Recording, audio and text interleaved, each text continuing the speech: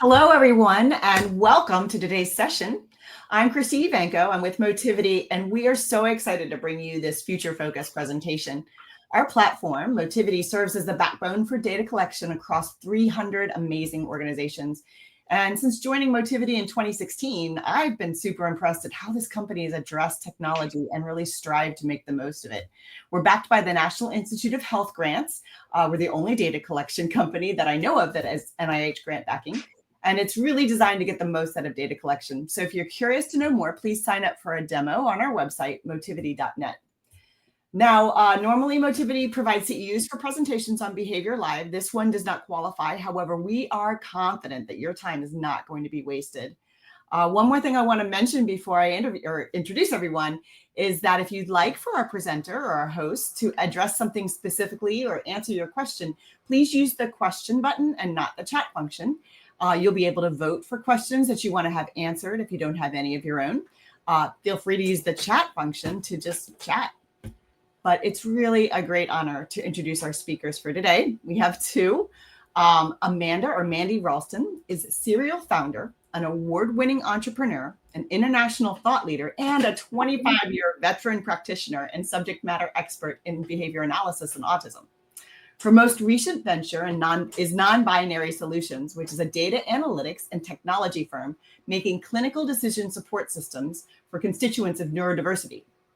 Her behavior continues to be shaped by its impact in a world where autism exists and the field of behavior analysis. We also have Robert. Robert Beer was born in Germany and moved to the USA with his parents in 2003. He graduated from Florida State University with a double major in languages and economics. He was a flight instructor in Venice, Florida, and ended his flying career as the chief flight instructor in charge of quality control. Now, in 2015, he co-founded the mobile app development company, AbixWeb. I hope I said that right. They developed several apps, included most notably Smart Farm Systems. This app controls the irrigation systems on farms from the phone and allows customers to set automations based on sensor data from the fields. Robert joined NonBinary Solutions last year as its CTO.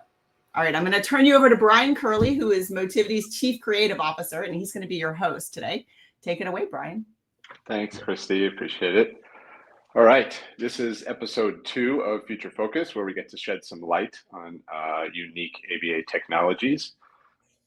This is a somewhat long-form way of discussing and communicating their contributions to ABA with their software, allowing them to kind of deep dive into the backgrounds, the values, and the mission, all while explaining ultimately how they're shaping the market of ABA. So each guest is asked to prepare 5 slides for the presentation, and this will allow ample time for a Q&A and conversation. Our guest today is no stranger when it comes to shaping the ABA market, as well as ABA treatment. So I welcome you both here from Knowetic and NonBinary Solutions. Welcome. Go ahead and take it away. Hey, thank you, Brian. Yeah, it's very nice to be here. We're going to talk a little bit about what we've been up to for the last 2 years here at NonBinary Solutions. Again, I'm Mandy Ralston, founder and CEO. Robert is one of our co-founders who is currently in Germany joining us today. And yeah, I have just a little background on me. I've spent the last 25 years as a practitioner. I built 2 different clinics in the ABA space here in Kentucky and sold the last one in 2019 to the 4th largest provider at the time. And then spent about 3 years in the organization there before exiting and starting NonBinary Solutions. So let me go ahead and pull up some slides here just so you can look at something other than my face. Let's see. So can we just jump right in? I have questions. I guess on that note, what made you want to start NonBinary Solutions? Like what did you feel was missing in the space that you wanted to change? Yeah, so once I got acquired and I got to be in part of this huge conglomerate of various different organizations that had been acquired by the parent company, it became wildly obvious that every single organization does things not only operationally, but also clinically completely differently, right? Yeah. And so integrating clinical processes was a Herculean task. and one that I think. And why do you think that is? Is that from the schooling that they have? Is that from how they're trained? Like why is that? Why is there such a difference? Yeah, it's a little bit of everything. Hashtag it's not binary. I'm going to say that a lot. You're going to get sick of it. So yeah, the training is completely different. A lot of it depends on who your supervisor or mentor was, right? And how they learned to do things, and they pass that on to you. And depending on how much experience or how long that individual has been in the field, it shapes a lot of their worldview about how to approach clinical decision treatment. Sure, right? sure. So I was very fortunate. Dr. Vincent Carbone was my mentor. He was the one that did all my supervision for me to actually sit for my exam back in 2001 initially. And so I had a very heavy hitter in terms of somebody that was going to teach me to think analytically.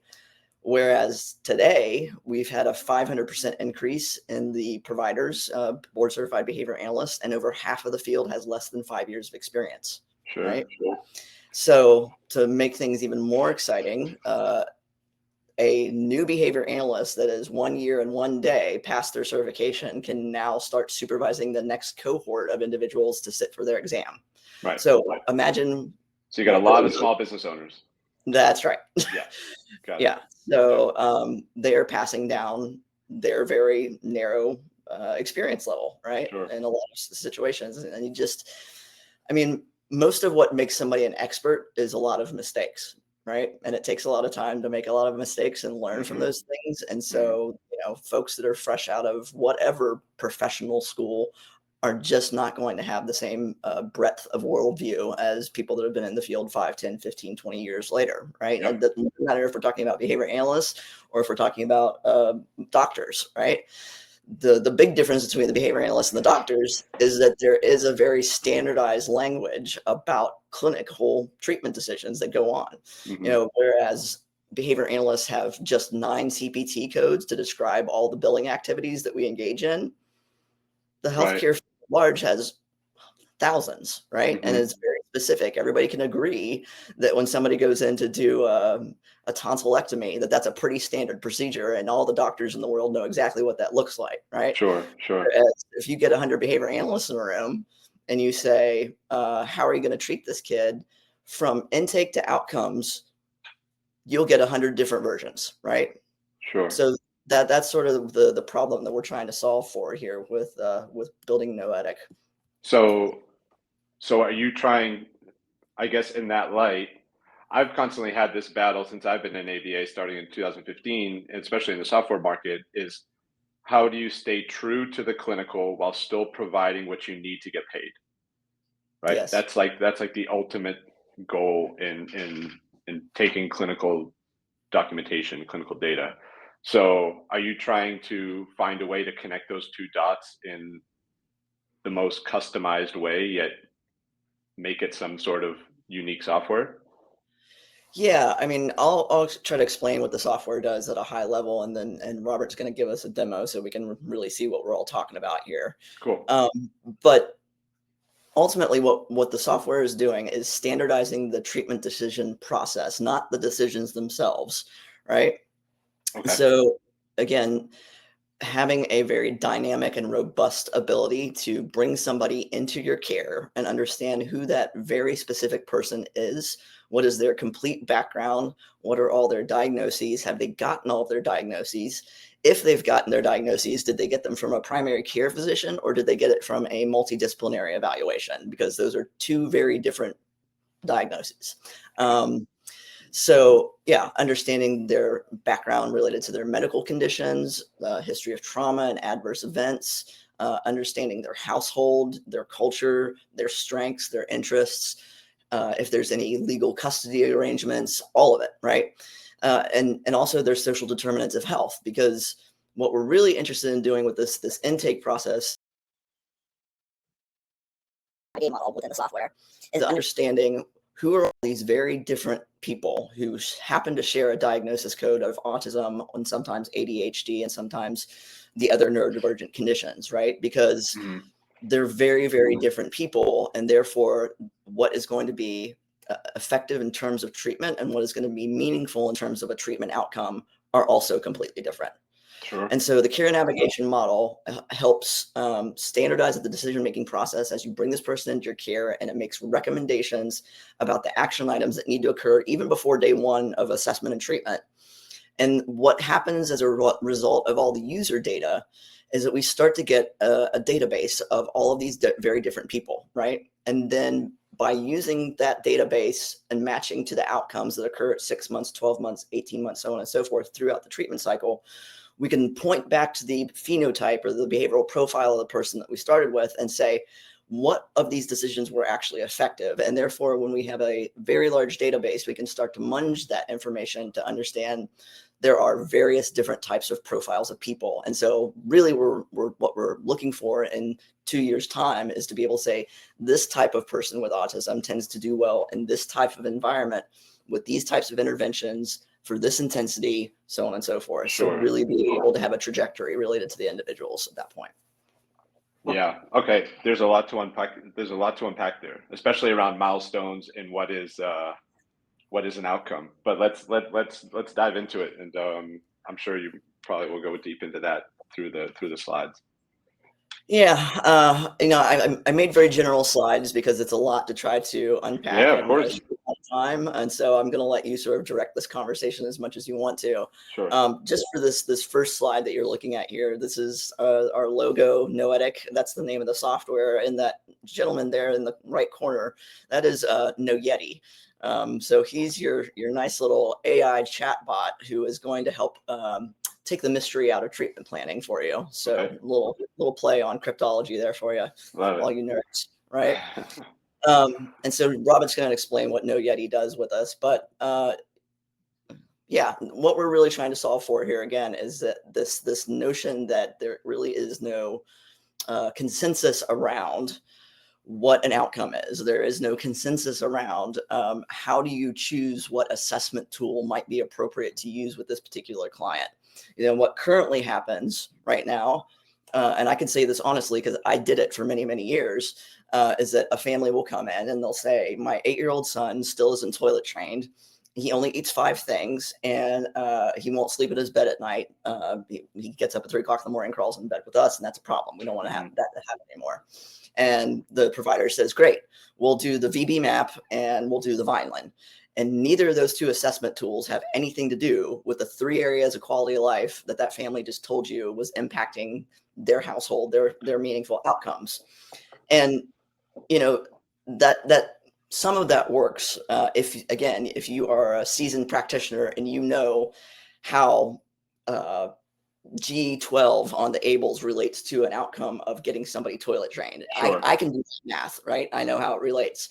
But if you are a relatively young, inexperienced practitioner, you may not know how G12 relates to that meaningful outcome of being toilet trained down the road, right? So part of what the software is going to do for folks is to basically point out how you are going to go from an interview process and that dynamic intake and that care navigation model to actually creating goals that are both medically necessary and address quality of life at the same time. Mm-hmm. So the algorithm that we've built within the software does what you're looking at right here.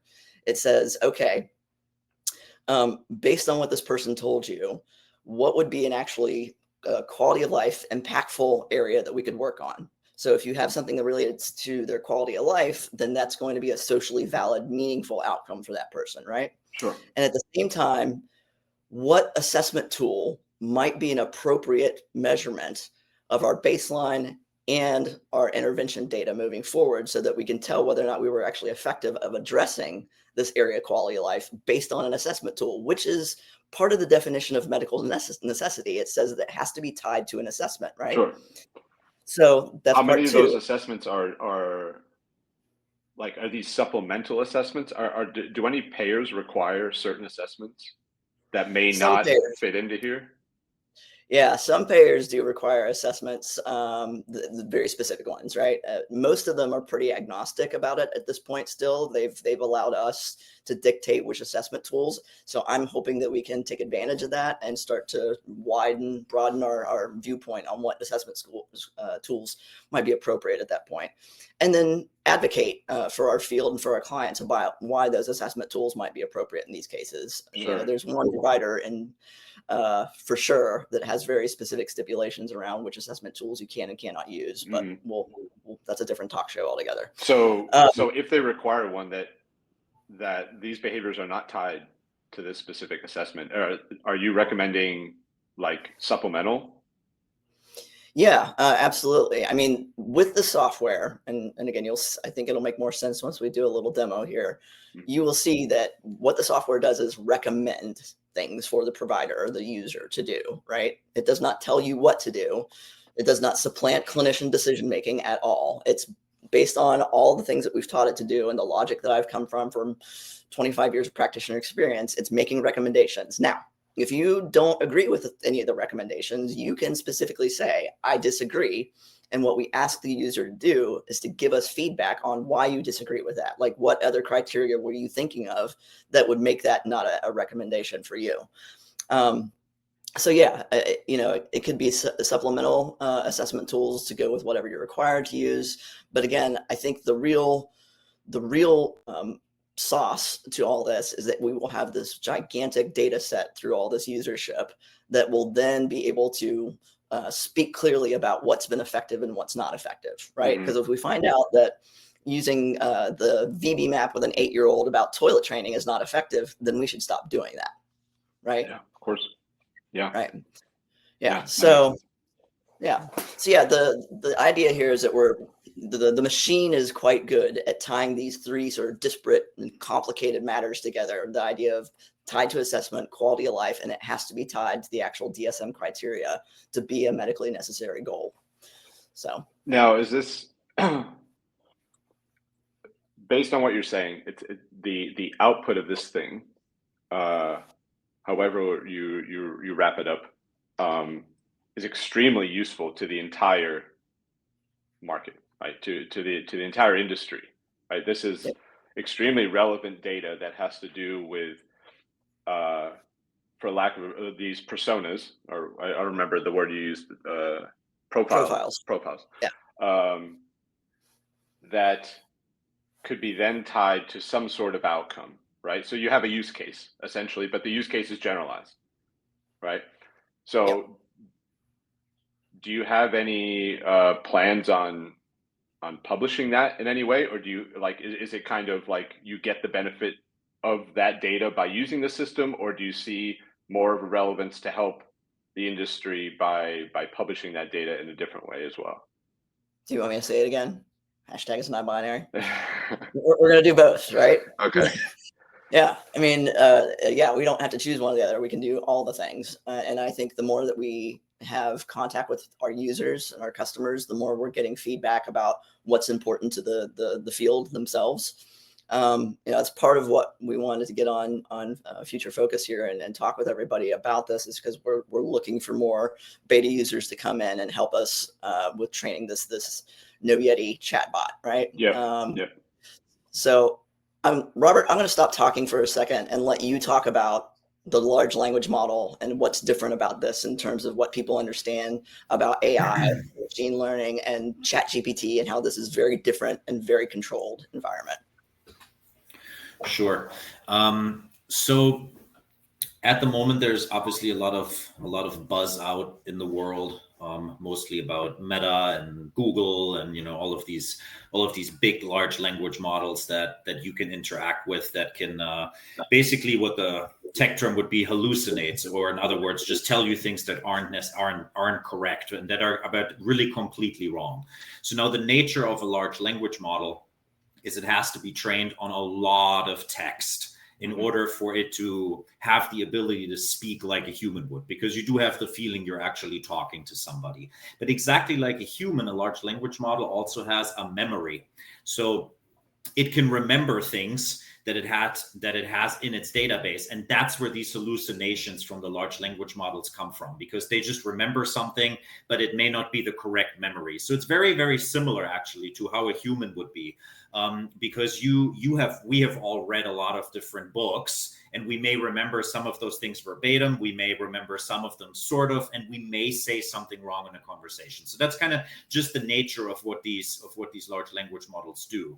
Now for us, what's different is we have ours boxed in, because it is not our intention, like Meta's is, for example, that anybody can talk to it about anything. We have it boxed into the behavioral analysis of medical records. So it has no ability to reach out to the internet and look at something that is not relevant to the context of the document that it's currently focused on. So it just cannot do that. So it's simply not in its nature, if you will.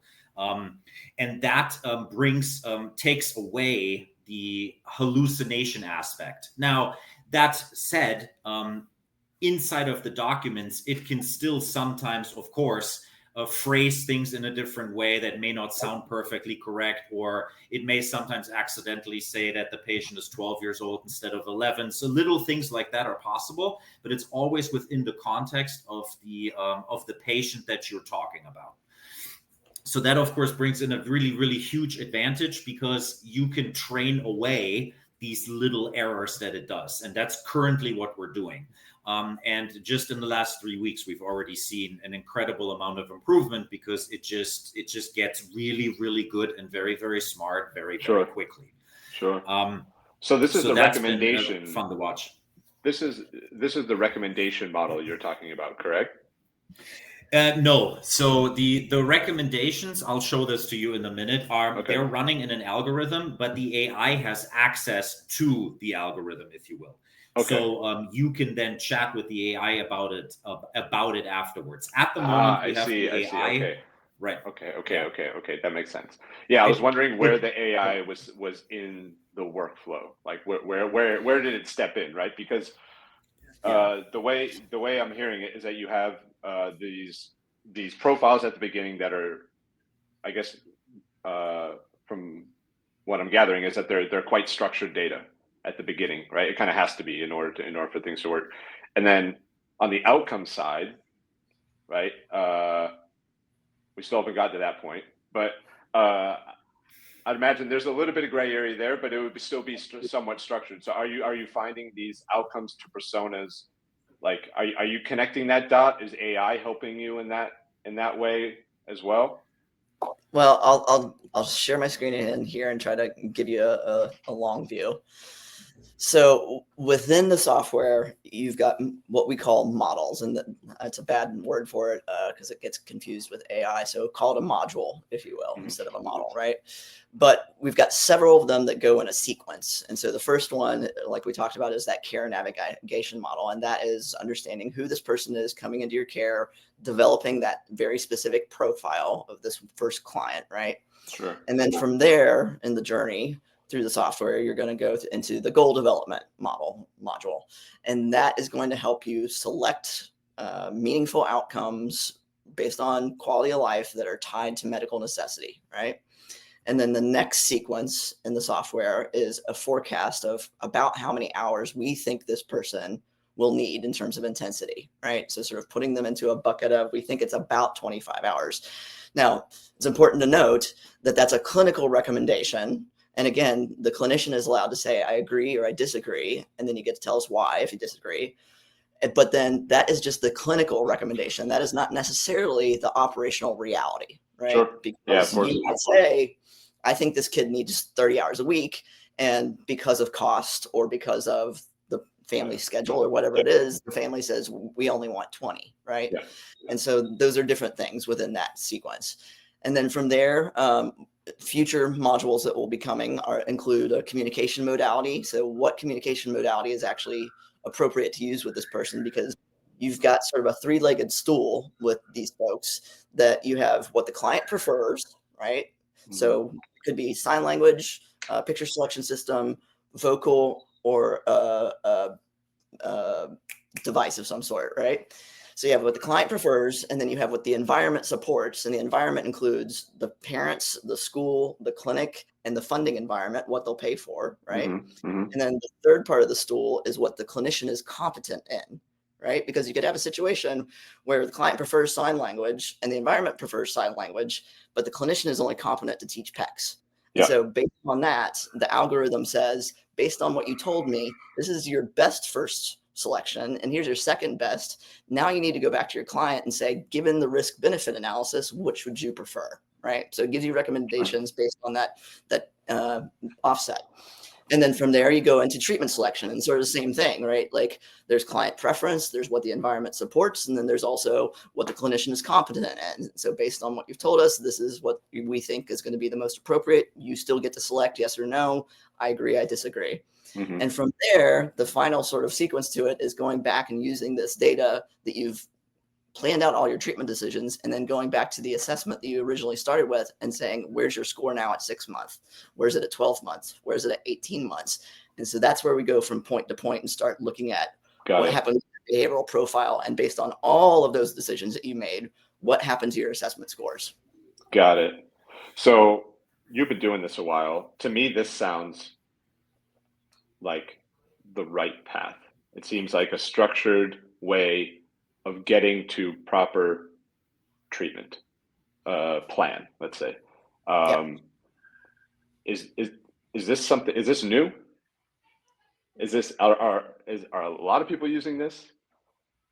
Like, is she frozen? Yep. Oh, there you go. My Wi-Fi. It's back. Okay. You're back. You're back. So and what am I looking at something that's new? Like, or is this standardized? Is this like maybe the really experienced BCBAs follow this plan? Is this your unique strategy? Like, where does this fall on that?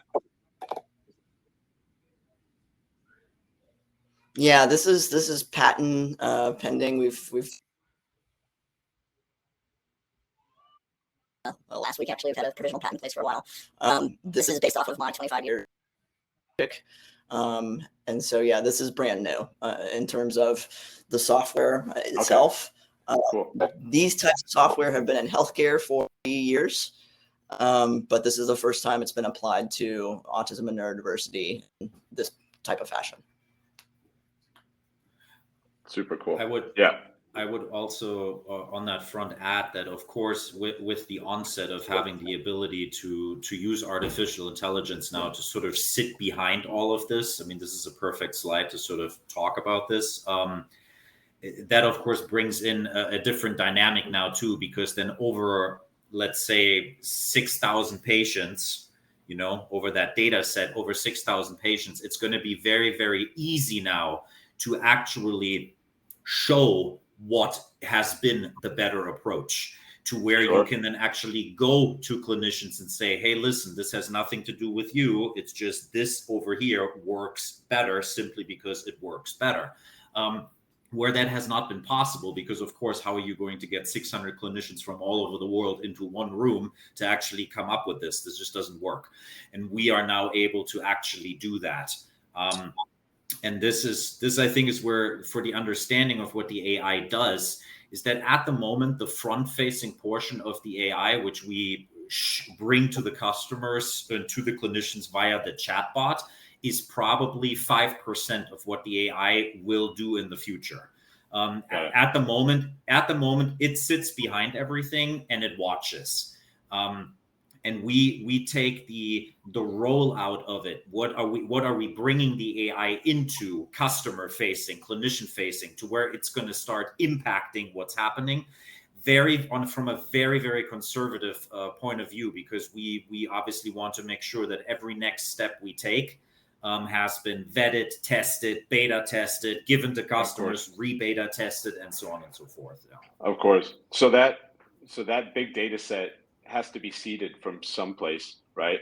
Like you have to get that original data from somewhere, or so what does that seed data look like? Like, is it assessments and treatment plans across a year and a half, or Like what does that actually include? For what we are training the AI on, is that what you're talking about? Yeah, like the training of it. Yeah, the initial portion for Knowetic, who is just, again, sort of meant to be like a little co-pilot in your corner, is just based on the documents that you're uploading about your individual clients. So you're only going to be able to chat initially right now with this software as we release it with the individual child's documents, right? Yep. Later on, we'll be able to take all of the data and again have this larger database that we can then interact with based on our understanding of how we've been able to bring these people in as a standardized set, right? So it's like all of us have to answer the question date of birth. All of us have to answer the question diagnosis 1, diagnosis 2, so on and so forth. So that way, when we look at the data set, the entire lake of data, we're able to say that we are comparing apples to apples. Because if I didn't have that standardized approach of bringing all these kids into the data set, again, you might recognize this, like organization number 1 over here has an intake form that looks one way, and organization 2 over here has an intake form that looks completely differently. And the order in which they answer all those questions are completely different. And therefore, if you put all that data into one lake, you wouldn't be able to compare the data because it's scattered. And so that's what we're trying to build here is a way. And how deep are you going on those profiles? Are you doing things like medications and things like that as well, and allergies and all sorts of stuff? So let's let Robert do his demo at this point, and I think it's a perfect segue so we can see what we're talking about here. Yeah. Sounds good. I'm going to share my screen with you. Just let me know that you see this. Got it. You're good. Okay. Yes. So this is the actual launched software. So we're inside of a patient's profile already called Spencer. And we're inside of the care navigation model. So like Mandy said, it is our version of a very, very comprehensive intake. Now, of course, there's going to be standardized questions in here, such as who are we interviewing at the moment? So what does that mean? So our entire process here is built on an interview so that a clinician would interview most likely a parent, a guardian of some sort, or in other cases, the patient themselves. So this is a back and forth interview process, and this guides the clinician through this interview.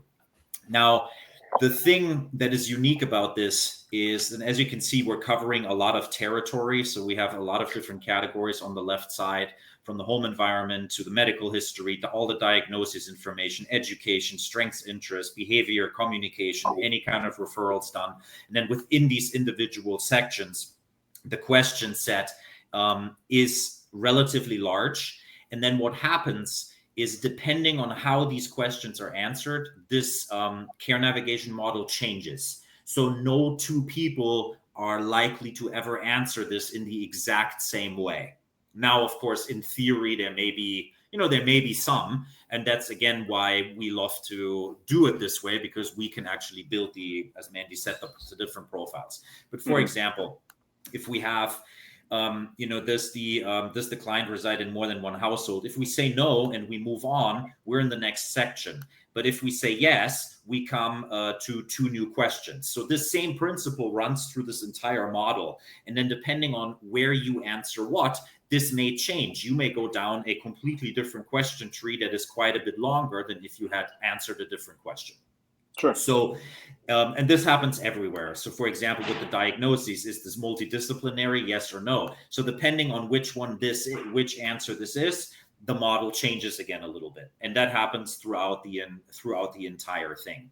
So now, when it's completed and submitted, and I'm just going to skip to that, then when it's completed, what ends up happening is we get to, and I'm going to do this with Michelle, but same difference. So we end up getting to a full model summary that prints itself out, that is completely written out in prose. We have this sectioned off a little bit, but this is what the end result is: a fully textualized, written out report about the patient with the entire history.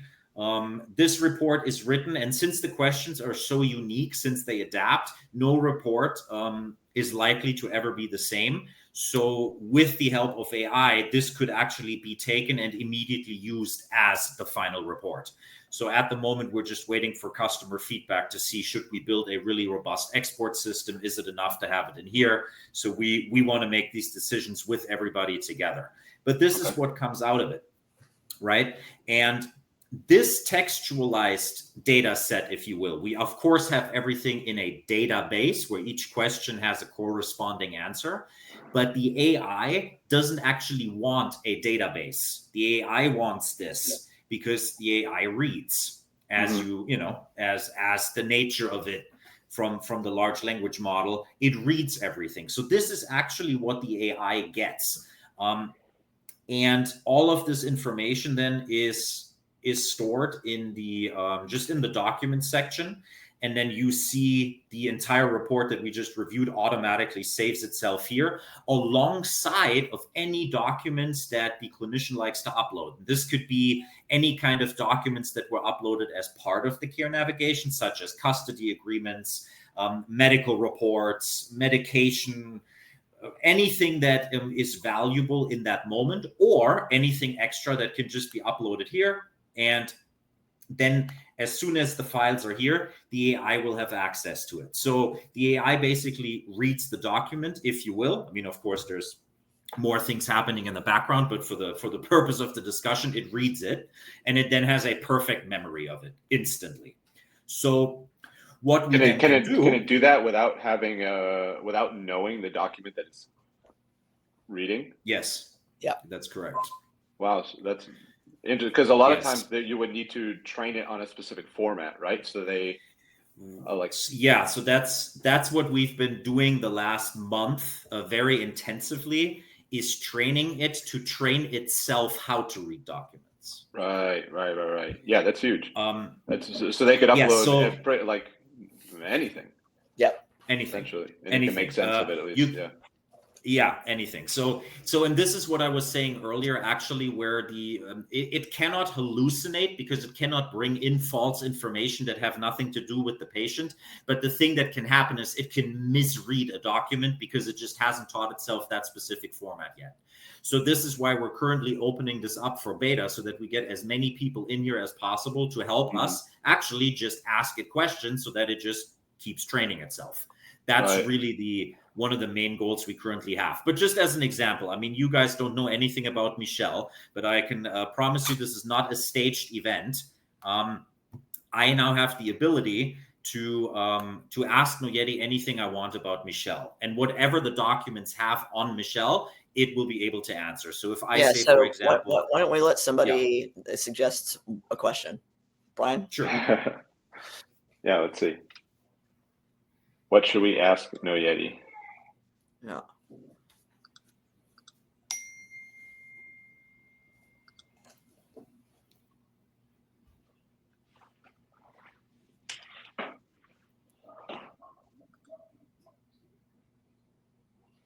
What reinforcers should I use? Oh, okay. Well, we can ask it. I don't think it's going to know how to answer that. Robert, do you want to ask it what reinforcers should we use with Michelle? Yeah, I probably will not know that, simply because let me do this. Let me open the report up one more time. Now that we've talked about it, and just kind of get a general idea of all of the different things that are here. So what we have on our home environment, the general significant history of Michelle, because the AI itself will obviously only be able to give back what the text report has, and at the moment I just don't have anything in here on reinforcers. It's an unfortunately currently the situation. But for example, let's it knows about the medication history, educational history. So in that realm, I think this may have been a little bit more. Yeah, the closest thing that we're going to have in there is the strengths and interests. So why don't you ask Knowetic, what's Michelle's strengths and interests? What are Michelle's strengths and interests?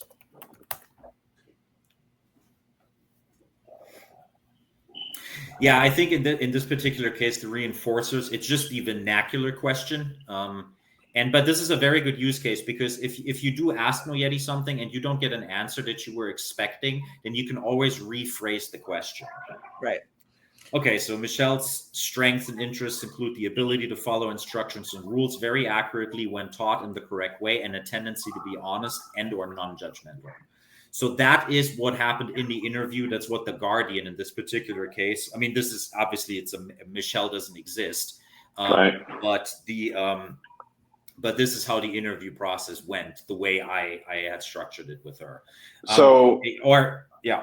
I've worked a little bit in a past life with like some other AI tools like object detection and face detection and things like that. Sure. They come along with like a confidence rating usually, or a confidence percentage. Is there anything like that in a language model type thing to where it says, like I've seen a lot of the ChatGPT stuff to where you can kind of question its answer and it'll be like, yeah, I made that up. Right? Is there any is there a confidence rating that comes along with the output from a large language model? So generally speaking, yes, because you can actually have a large language model reanalyze its own confidence as ChatGPT can do, and then you could relay that. The reason ours doesn't do that, and it's not necessary, is because at the moment, the way it's built, it just cannot pull information from anywhere else but from Michelle's records, right? So the information it presents here is somewhere in the text. So when it comes to the confidence level of how confident are you that this information is accurate, it is almost 100%. The question more so is, how is it phrased? Because, so for example, let's say a document has a recommendation about a certain treatment that should be done, and you ask the AI, do you recommend that we should do anything? Knowetic may answer, yes, I recommend that you do this, but it is not an actual recommendation from the AI. It's just using the phraseology that was inside of the documents and makes it sound differently, right? Sure, but it is something that comes from the information itself. So right now it can be used to recall information that you've given it, essentially. Correct. So at the moment, basically what this is you have somebody in your clinic that remembers every single document ever created on this patient, and you can ask them anything you want. Right. Yeah. Hey, Robert, just keeping up with the chat here. One question is, somebody wants to say, tell me about Michelle's family, to the chatbot, to Knowetic. And then another question that somebody's asking, what happens when you ask it a question that doesn't know the answer to? Okay, we'll do both. So tell me about Michelle's family is a good one because it will immediately do so, and it will tell you everything you really know about it. So Michelle resides in two homes with a primary residence in Sarasota. She lives with her mother, Jackie Dawson, and her father, Frank Dawson. The household is multi-language with English as the primary language. So in this particular case, the information is it presents it more focused on Michelle again, but that is because that's how the report was filled out. So there is not too much about who Michelle and Frank are. It's just more so in relation of who are they to her. But the last sentence says Jackie Dawson sometimes struggles with the commute, but wants Frank to see their daughter. So in other words, since they have a custody agreement in this particular case, the commute is sometimes a problem, but she understands that Frank wants to see the daughter. So therefore, that's great. Yeah, that's really good information. Cool. Now, something it doesn't know. What it usually will do is it will tell you that I don't have any specific information about it in the context. So what does it not know for sure? Which instruments does Michelle play? I know for a fact that's not in there. So if we do that, then it's probably going to give you an answer about that the provided document does not contain information about Michelle playing any musical instruments. And that's exactly the perfect example of it can't accidentally tell you about a banjo now because it doesn't know there is a banjo. Sure. Does that make sense? But it did infer that you meant musical instrument. Correct. And this is where, it's been doing a lot of that more and more because it's starting to just, we've given it so many medical records now that it's really getting into. No, that's good. That was a good example, right? Because you didn't say anything about music. Yeah, Robert and I initially came up with this sort of metaphor about training this AI bot as a puppy, right, is that at first it's going to have accidents everywhere, right? And it doesn't know any words, and you have to very slowly start to teach it words. We're past the puppy at this point. Like, this is a full-blown dog. Now I think we're talking about teaching this thing to learn much in the same way that we teach verbal behavior to our clients, right? Teaching it to accurately tact examples and non-examples of things that we're training it into, being able to have intraverbal behavior with the chatbot so that we can actually have a meaningful conversation. I mean, it very much is teaching the chatbot as much ABA as doing the ABA within the chatbot at this point. So it's kind of fun. Yes. Yeah, man, I see, like, there's so many cool use cases for this. Yes, there's so many. It's really interesting. So we've kind of talked about from the continuum of care pretty much all the way up into the planning part. What do you see past that? So yeah, that's when you go through the goal development, that's the treatment selection, that's all of it. So then you've really just got to go back and report on your outcomes. How did your initial assessment data scores change, if they did? And then can we tie it? Because again, it's the experimental process, right? You start with, words, Mandy. You start with independent variables, right? And then your intervention is your dependent variables. And so you go back and you test what your outcomes are based on your data, and then you can determine whether or not the effect of your intervention actually was a cause to the change in the future, right? So that's the whole process. Right. Yeah. Yeah, it's very interesting. It would be nice if, my brain's going a million miles a minute because the way you are asking it questions, to me, it could be something like, A, you're going to get you're going to know the most common questions, right? B, you can then start suggesting those questions to users, right? As just like little buttons that they can click, says trying to type it. But then you think about like, onboarding a new tech to a learner, and they come in and they just need to click a button that says something like,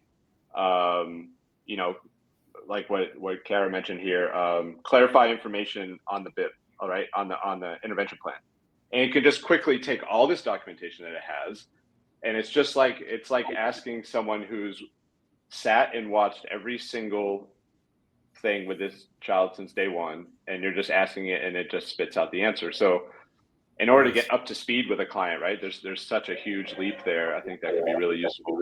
I mean, think about if the client changes hands between different BCBAs, right? And you've got this entire history of treatment plans and their data and all the other evaluations that the BCBA before you did. Now you can sit down and ask Knowetic, like, what was the outcome of the ISCA for this client? Right. And if you had somehow had consistent data flowing in, like from a system like Motivity, right, that was linked to those goals, then you could get constant data flow in to say, okay, you're on track, you're off track, this tweak, that type of thing. Then it's like this living, breathing type of environment. Yeah, exactly. Continuously self-reinforcing as well. And another use case, something that we're thinking about bringing in next, and which we're starting testing on, is imagine you are an organization and you have a procedural handbook or you have a guidebook by which you usually onboard and train new clinicians. Now you give this guidebook to Knowetic reads it, and then it automatically starts acting and helping young clinicians as they're using the software. So you can actually use it almost as a training guide. So that way your company's procedures are constantly with the clinician in a very helpful manner.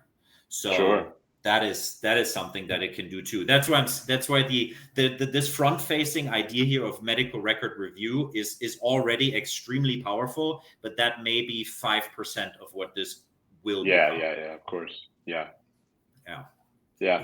That's great. I think we have a few questions if we want to kind of go into them. Do you have other slides you want to talk to? We got about 12 minutes left. The only other slide that I had was sort of just the dashboard view of what all this data is going to tell us in the future. But it's just a talking point. So let's look at the questions. See what Okay. they're saying. And we can even, if Christy's around, she can kind of pop back into. All right. So we have one question. From what I've heard, the current medical necessity assessment on the market provides the same recommendation to pretty much every learner. Do you have thoughts on this? Why is that occurring, and how will the Knowetic address this? From what I've heard, the current medical necessity, where did it go? It just ran away. Answer. Oh, sorry. Okay. Current on the market provides the same recommendation to pretty much every learner. Which medical necessity assessment are we talking about? Is this a different platform that I'm thinking of? Kara?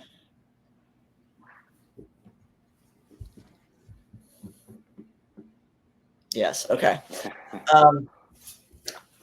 Again, the way that I've built this is based off of my particular logic and history, so it is going to be different.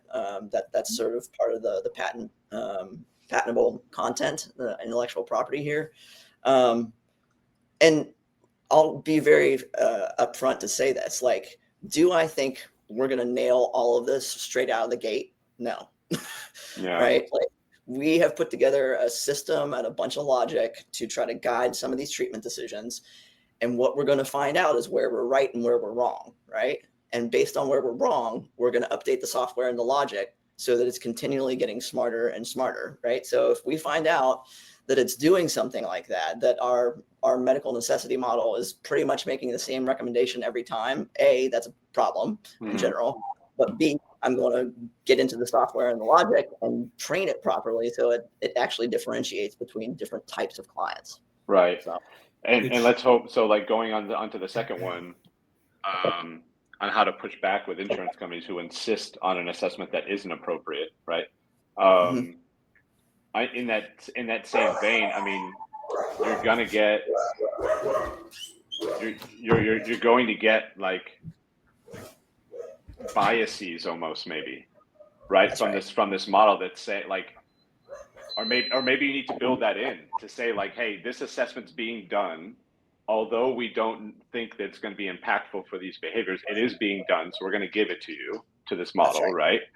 And we're like, maybe it needs to know that it's for funding, right? And like, and kind of maybe it needs to be trained in some sort of bias to say like, I don't know. I mean, what are your thoughts? My thought is that because I asked that question, my thought is that like they need to not do that at the insurance companies. And I think the more we kind of kowtow to them, the more they're going to do it. We need to make the clinical decisions. If they're, they would never tell a doctor that like they have to trust us to make the clinical decisions. Now we of course have to do a good job and show that we're doing a good job. But like I'm wondering if you can use this and be like, well, I see that you want me to do the PDDBI, but really this software has shown me that this would be a better assessment or something. I don't know. And that's, I mean, I am sitting in a place, it's nice to be where I am at this point because I can work with providers and I can work with funders, right? And the funders, they are very curious. Like, why did you decide that many hours per week? Why did you come up with these treatment goals? Why are you doing this? How many years has this kid been in treatment? And they're good questions because while there's lots of good providers that have good logic about some of these decisions, there are some providers and some organizations that are abusing some of these systems, right? Yeah. And it is supposed to be the case that it is in the best interest of all three parties, the payer, the provider, and the patient, that you have the best possible outcomes at the shortest amount of time in treatment for the best possible rate. And so that's how we're going to get to value-based reimbursement, right? Is through a transparent process that we all say, this is how I came up with this recommendation, right? And I'm going to show you my data as to whether or not this was effective or not. And when I'm effective, you're going to reward me. Yes. Okay. Right. Okay. Yes. That's so do awesome. you have plans for that like lobbying structure? do that. Yeah, I mean, because again, part of what's going on with the funders too is they're saying stuff like, well, you can't work on brushing teeth because that's a daily living skill and we don't cover that. Well, with this medical necessity quality of life model, I can show you how brushing teeth is directly related and impacted to the person's autism because they have rigid routines and stereotypes that prevent them from doing X, Y, and Z. And so now I can go back to that insurance company and say, here is me advocating for why this has got to be in a treatment plan, that it is medically necessary because it is directly related to their symptom impact. Mm-hmm. And you can back it up. Yeah. And that's fabulous. Yeah. Robert. Just to circle back on one from Kara's question, it's important to note too that at the moment the recommendations that come out of the care navigation model are not done by the AI. They're done by an algorithm, and the algorithm at the moment is purposefully set conservative at this time because we want to have clinicians look at recommendations and tell us that they're wrong. So you have a bigger likelihood of seeing some of these across the board, simply because if, for example, a sleep study hasn't been conducted, which is going to be the case relatively often, it will always recommend to do one. But the reason we're doing that is because we want to have the actual feedback from the clinician telling us why this shouldn't have been recommended. So that's why probably you've gotten some of that feedback. And the AI is then going to take this and actually learn from that. And then at some point, we will open the AI up to doing the recommendations. So that's why this is this like very slow process in order to get these better and better and better. But the main point here is that we want to do it with you together. We do not want to do this ourselves because we're going to get it wrong. But if we all do it together, then we're going to start very slowly getting at something that's going to be very, very meaningful. So I think that just to round off that question. Yeah. So sort of our call to action for everybody here listening is that we want you to come to our website. We want you to sign up as a beta user. We'll give you access to all the things, let you kick the tire. We are looking for those beta customers to help upload more documents so that we can start to train the AI bot even more and more. So help Can you us put that website in the chat? Yeah, Robert, you got it? Yep. Yeah, so you'll get an opportunity to meet with Robert personally, and he'll get you signed up, etc. But yeah, we're excited to bring No Yeti out into the world and let everybody start interacting with him. I can't decide if I like the tagline better, that we're taking the mystery out of treatment planning, or if he helps you see the forest from the trees. So I'll take opinions on that as well. I like the second. Okay. No, it's great. I appreciate everything. I still have a ton of questions. I wish we could go longer, but this has been really insightful. Sign up for a demo. Yeah, I might need to sign up for a demo. Hey, yeah, thank you, Mandy and Robert and Brian, for this is an enlightening presentation. I mean, I love that somebody with so much experience in the field is working to help practitioners be more efficient and effective. That's just amazing. You guys make a great team. So the part about tying the quality of life and the medical necessity criteria, that really spoke to me. But I hope everyone enjoyed this presentation. Don't forget to mark your calendars for June 13th. That's next week at 1 p.m. Eastern Daylight Time, when we're going to host another Motivity CEU. Actually, it's going to be a CEU webinar next week. You can register for that through Behavior Live. And hopefully we can have Mandy and Robert back sometime, because this has been really interesting and fascinating. Happy to do it. Thank you guys so much. Yep. Thanks, everyone. Thank you. Bye.